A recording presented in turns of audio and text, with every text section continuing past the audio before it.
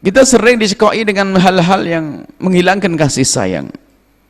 Berita-berita, mungkin seseorang melihat misalnya berita pembantaian kepada kemanusiaan, bahkan kepada kaum muslimin kadang. Itu sudah sering ditontonkan begitu. Tujuannya mestinya kalau kita melihat itu untuk menumbuhkan kasih sayang. Lalu apa yang kita perbuat saat itu?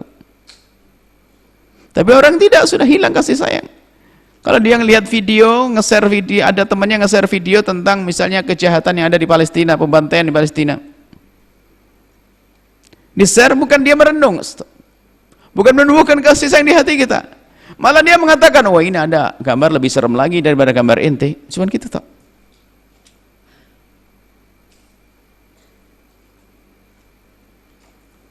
Sekarang kita melihat nih, kita lihat kejadian di negeri kita ini. Banyak kejahatan-kejahatan yang terjadi, Masya Allah. Akan tapi apa yang di hati kita? Bukan teriak yang diinginkan, bukan teriak kita yang menjadikan kita baik, akan tapi di dalam hati kita ini.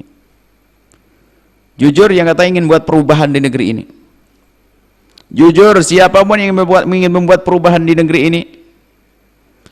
Berkah Anda di tengah malam memohon kepada Allah, mendoakan orang-orang yang Anda anggap zalim, Anda anggap jahat, Anda anggap menjerumuskan dengan doa kebaikan. Bukankah mereka juga bagian daripada bangsa ini, negeri ini? Atau hanya kita bisa menyebarkan informasi-informasi menjadikan orang semakin saling benci? Karena dia pun juga punya pecinta-pecinta, sehingga antara pecinta dengan pecinta pun bermusuhan.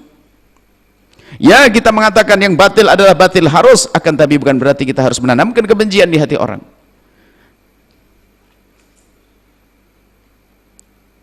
Caci maki tidak akan merubah hati seseorang. Caci maki tidak ada pahalanya. Akan tapi kalau kita dengan panjatan-panjatan doa, kita lihat panjatan doa ada pahalanya. Dan dengan panjatan doa mungkin akan ada perubahan, karena Allah yang akan merubah mereka. Mari kita jalani hidup ini dengan penuh kasih dan sayang. Kita latih dengan adik kelas kita, adik-adik kita. Kita perhatian, membiasakan dengan kasih sayang, tidak membentak, tidak judes, tidak ngomong kasar, pokoknya tidak berusaha.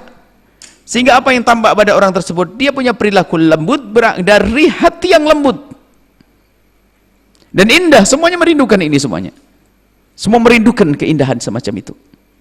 Tapi nasib si buruk ya, orang yang akhlaknya jelek, lesannya jelek, perilakunya jelek, hatinya jelek, lihat.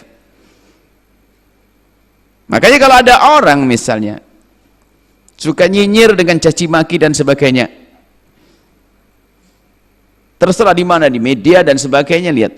Kalau kita kembalikan dia urusan dengan keluarganya, sama nggak bener, dia nggak bisa baik, dia percaya. Coba kalau ada orang dia gampang mencaci, mengolok dan sebagainya, kadang mengolok tokoh, mengolok ini di media-media yang selama ini kita lihat. Kalau kita langsung masuk ke rumah tangganya, pasti dia punya masalah. Karena apa? Dari hati yang kotor. Maka dari itu jangan seperti itu, lihat. Kalau orang biasa mencaci dan mengolok, merendahkan orang lain, wah masya, itu pasti dengan sesama pun, dengan sahabat pun juga demikian. Karena apa? Dari sifat jelek, hati yang kotor, hati yang busuk, dia menjadi seperti itu. Maka dari itu mari, ayo kita hadirkan kasih sayang.